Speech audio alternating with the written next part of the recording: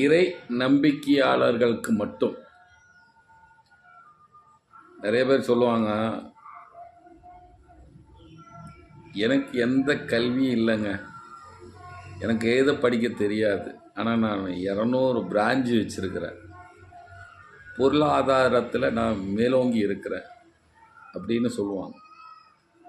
ஒருத்தர் கல்வி இருக்கும், நல்ல ஐடியா இருக்கும், நல்ல உழைப்பு இருக்கும், பொருளாதாரத்தை ஈட்ட முடியல, அவர் பின்தங்கி இருக்கார். நான் ஒன்று மட்டும் சொல்கிறேங்க, இறைவன் வசதி வாய்ப்பை இன்னாருக்கு தான் கொடுக்கணும், இன்னாருக்கு கொடுக்கூடாதுன்னு முடிவு பண்ணலை. அது யாருக்கு வேணாலும் கொடுப்பான். ஆட்சி அதிகாரம் பண வசதி யாருக்கு வேணாலும் கொடுப்பான். மூசா நபி காலத்தில் ஃபிரௌன்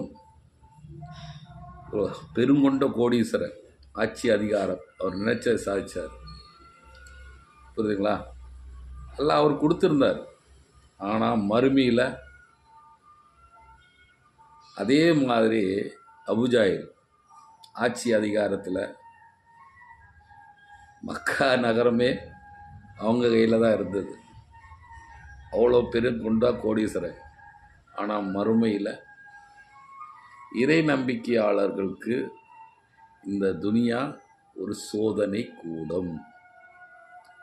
இந்த சோதனையை சகித்து கொண்டால் மறுமையில் சொர்க்கம் நிச்சயம்.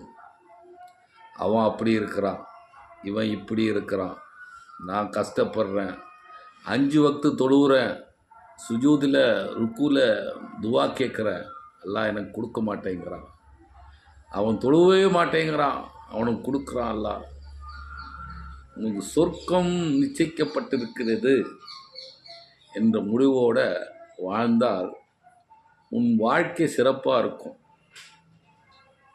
இல்லைன்னா உன் வாழ்க்கை சிரிப்பாக இருக்கும்.